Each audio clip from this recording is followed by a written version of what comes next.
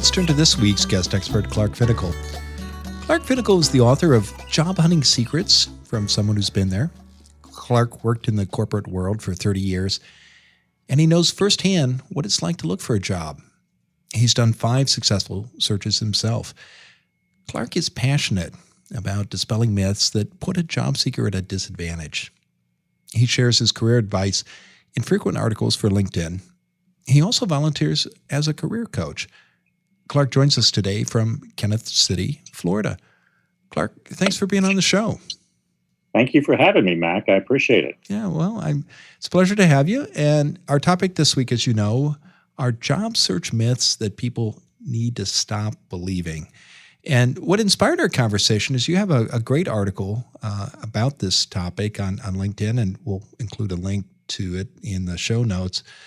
But what you found is that a lot of us have misconceptions about job hunting and the hiring process. And I'd like to walk through some of those common myths. So at the top of your list, Clark, is a phrase that appears on a lot of job postings. And it goes like this: do not contact the hiring manager. Clark, why isn't this true? Why is this a myth? Well, we have to put things in perspective and think about the players in the whole job-seeking environment. HR, who is putting out the job requisitions, wants to be in charge of the process, and they want to be the conduit. They want to be the channel by which all the applications are funneled, all communications are funneled to the hiring manager. So that's one reason why you hear that all of the time. And from another perspective, I could see why some hiring managers wouldn't want to encourage all applicants to call a hiring manager. At the same time, and I've researched this, a carefully and well thought out call at the right time to the hiring manager can make a tremendous difference in your career prospects. And the reason I say that, Mac, is this. As you know, almost all large employers use applicant tracking systems to manage their candidate selection process. And 75 to 90% of all applications are rejected by these applicant tracking or ATS systems. And not only that, they're notorious for misreading applications and resumes. So if you receive one of those automated rejection letters, a call to the hiring manager, a short, well thought out, a quick message as to your unique strengths that they would be interested in, can make all the difference in the world. So that's what I would how I would answer that. And I love that advice. And I can imagine listeners thinking, gosh, if I do that, I will upset the hiring manager, and whatever chances I had of getting ahead in that company will vanish. What do you say to people who worry that will backfire, Clark? Well, like what I'm saying here, and that's totally understandable. But what I'm saying is go through the normal process of applying online and see whether you get to the point of getting an interview. And if you don't, if for whatever reason you get the rejection, now you have nothing to lose by calling the hiring manager. You've already been rejected. If you could make that call and craft a very short, succinct, well thought out message as to why the hiring manager would be interested in you, basically, what are your strengths that would make him or her think that this is someone I have to talk to, then that makes you have nothing to lose and a great deal to gain. Okay, I want to move on to other items on your list, but I know their listeners are thinking, well, I don't even know who the hiring manager is. Quick tips, Clark, about how to identify that person and find their phone number? Sure. One of the best ways to do that is to do a search. Like, for example, Let's say that I want a financial analyst job for a local company, and I will go into LinkedIn and I will see, okay, I'm a financial analyst, so chances are I would report to the manager of financial analysis or the director of financial analysis. So what I would do in LinkedIn is I'd plop the name of the company and I would search for that title. And that is going to give you, those, the people who are most likely going to be the hiring manager. Now, what you also will be able to ascertain or glean from the job description is the unique characteristics that are required there that may help you say, okay, this looks more like this financial analysis manager or this director of financial analysis based on, or their LinkedIn profile looks like it matches more with this job that is posted. That's how I would pursue that avenue. Okay, so use your detective skills. It's out there, and it's maybe more of an art than a science, but chances are you can figure it out. Exactly. Here's another item from your list, Clark, and this is one I know you feel strongly about. It comes through loud and clear in your article. And that's the myth that you should only apply for a job if you've got 80% or more of the posted requirements. Clark, why isn't this true? Well, I appreciate you asking me this because you're exactly right. I do feel very strongly about that.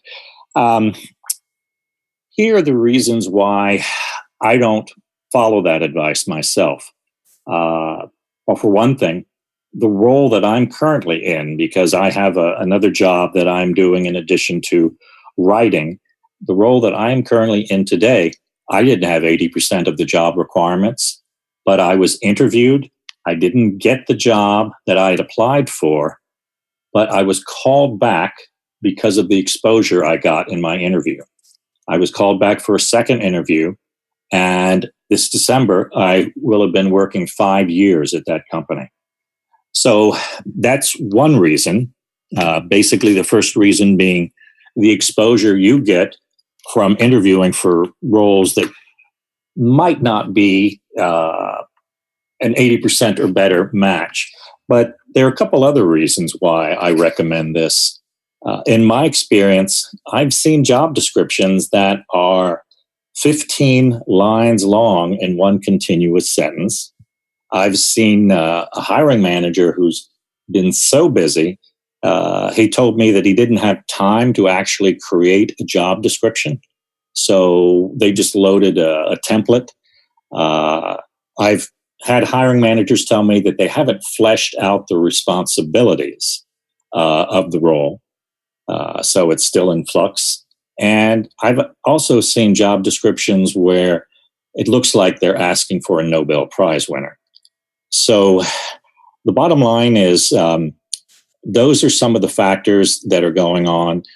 One of the other factors is ever since the internet came, it has been tremendously easy, significantly easier for people to apply for work. And HR has just basically gotten overwhelmed by the sheer number of applications. So HR's not so hidden agenda here is that they want to reduce the number of applications they receive. So that's part of it. So in your experience, you've seen hiring managers are kind of on a fishing expedition. They don't know what they want, but they're using the hiring process as a kind of discovery. I have to ask though, Clark, when you see that job, it interests you. You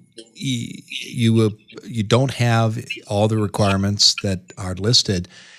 Are there tips that you have for listeners that they can incorporate into cover letters or resumes or other application materials that will increase the likelihood that they'll get a callback or an interview when they don't have all the qualifications? Definitely, Mac, and that's a great question.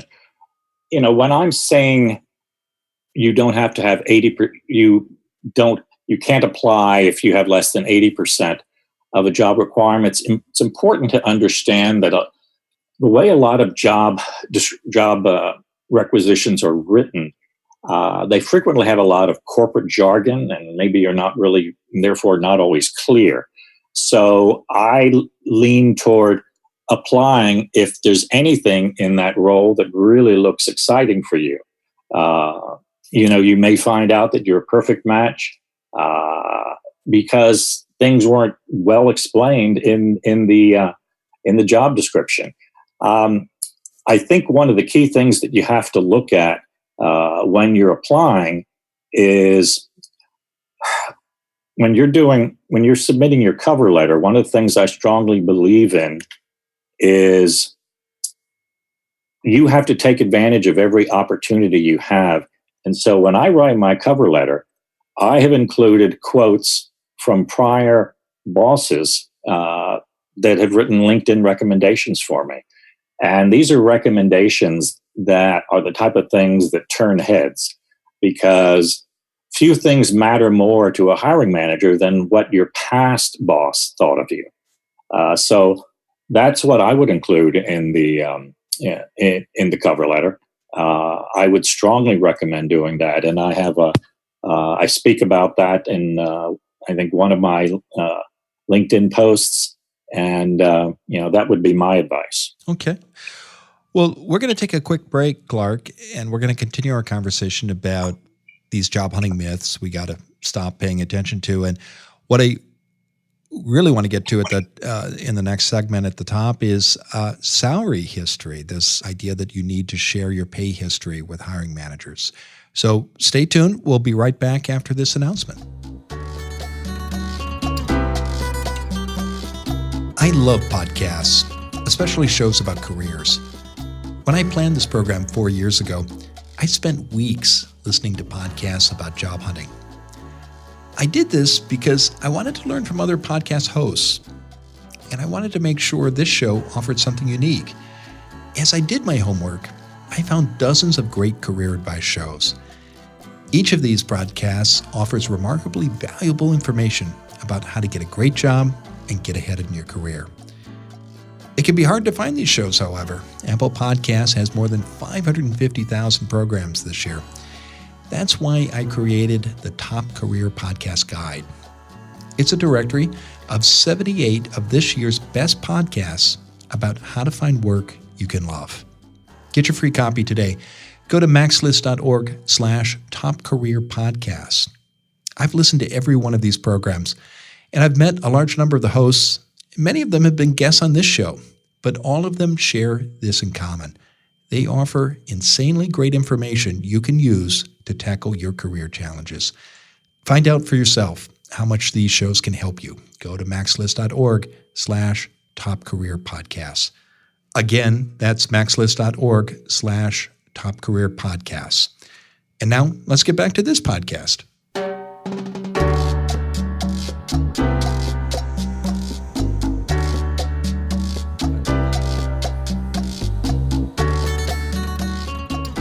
We're back in the Max List studio with Clark Finnical. He's the author of Job Hunting Secrets, from someone who has been there. And we're talking today about job search myths. These are ideas that many of us carry around that we think rules, unwritten and otherwise, that we think we need to follow. And one of the big ones out there, Clark, is salary history. We think that we do indeed need to tell hiring managers what we earned at our last job.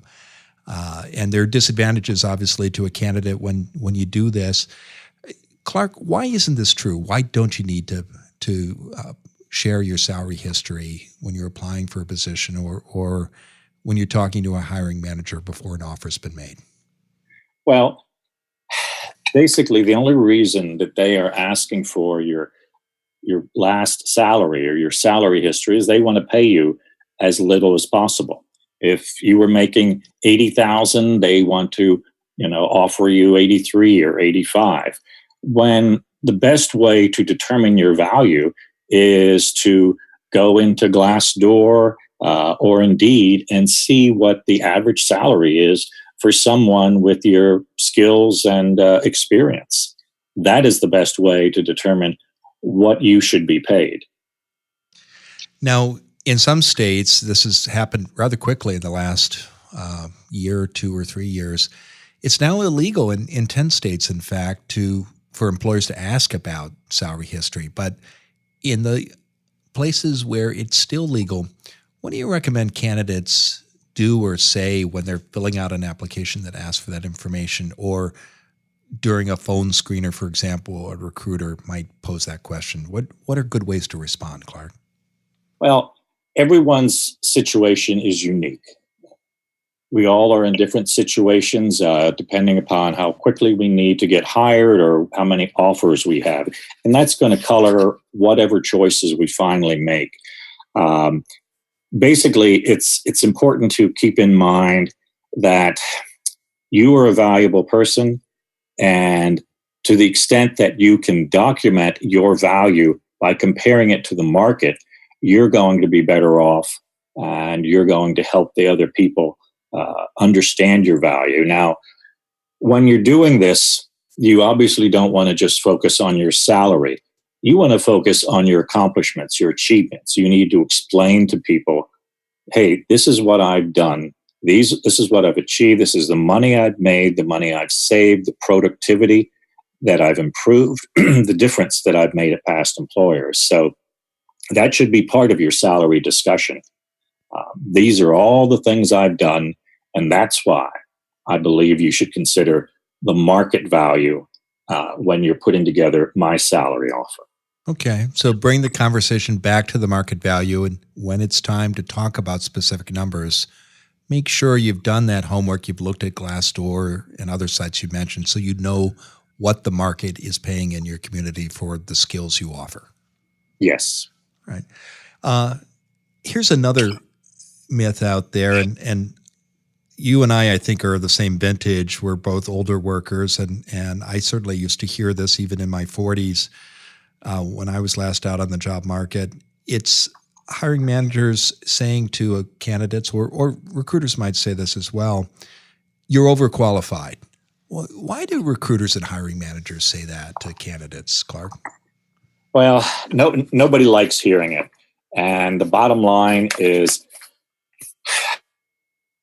it's kind of like being told that outfit doesn't make you look fat. It sounds complimentary, but it's really hiding something.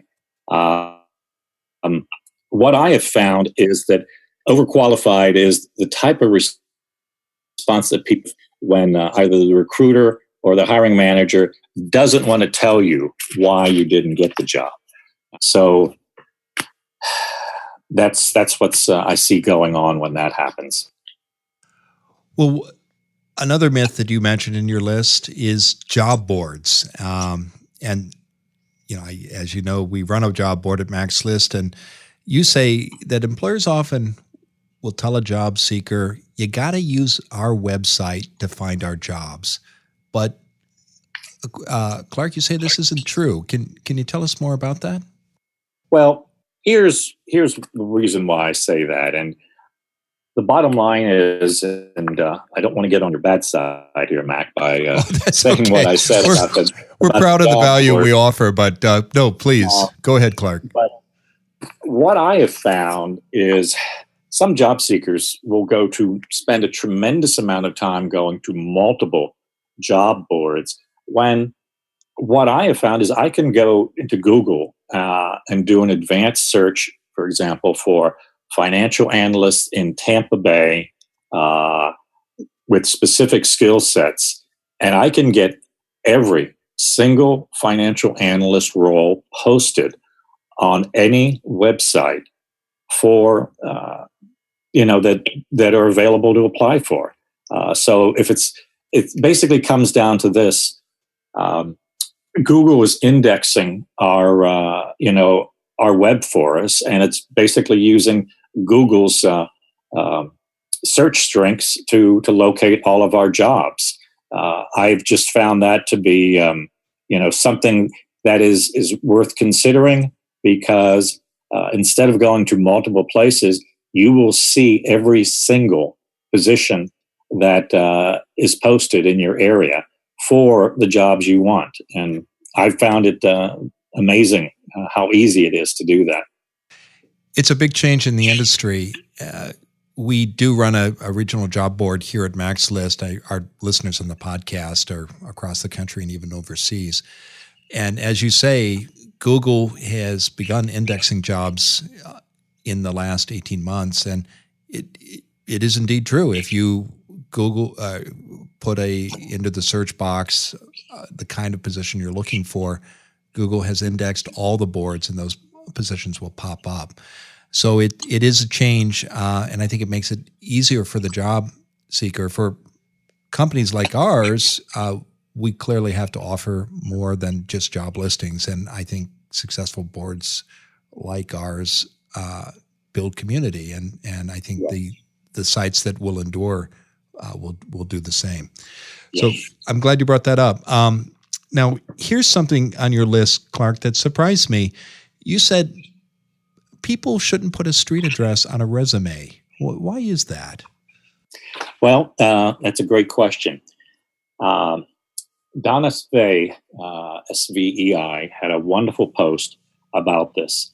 What she explained is happening is that recruiters will look at your address and they will determine, and when I say recruiters, I mean like, well, I guess it could be either internal or external, but they're going to say, oh, this person lives 40 miles away from the job location. They will quit in less than 6 months, and I will have to go through this process all over again. So basically, now, while I understand why they might think that, what they're not taking into consideration is the fact that people relocate. Some people like to like the commute, listen to books on tape and things like that. But basically, the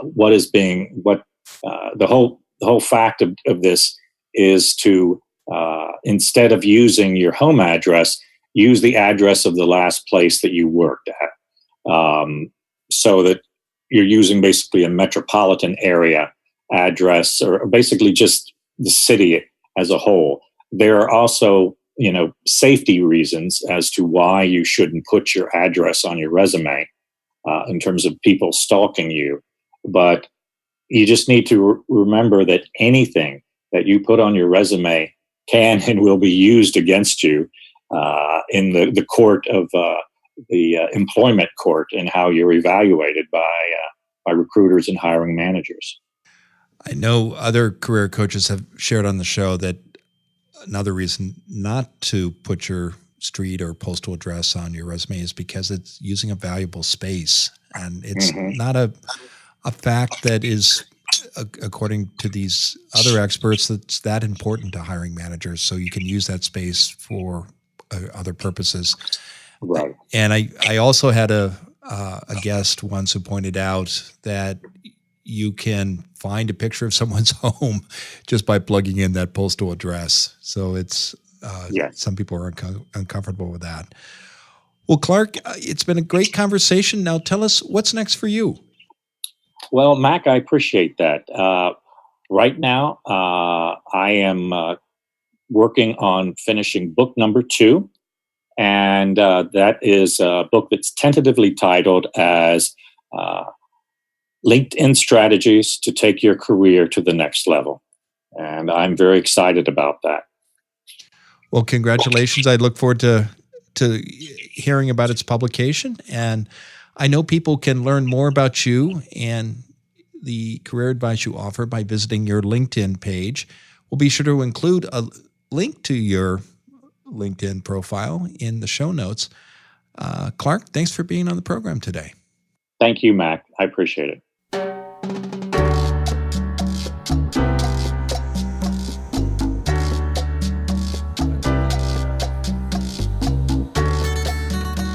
I hope you enjoyed that conversation with Clark Finnical as much as I did. One of the big takeaways for me was his point about reaching out to hiring managers, especially after you've received a note that you're no longer a candidate for the job. I like Clark's point that you have nothing to lose by making that contact. And he had terrific advice about how you find that person. So I hope you'll take that into consideration as you do your own search. We'll be back next Wednesday. But if you can't wait until then, download our 2018 guide to the year's best career podcasts. You'll find almost 80 shows, including this one, that can help you move ahead with your career and find a job you can love. Go to maxlist.org/top career podcasts. Again, that URL is maxlist.org/top career podcasts. In the meantime, thanks for joining us for today's episode of Find Your Dream Job, and come back next week when our special guest will be Jamie Lee. She'll explain why we need to use the F word in negotiation. Until next time, thanks for letting us help you find your dream job.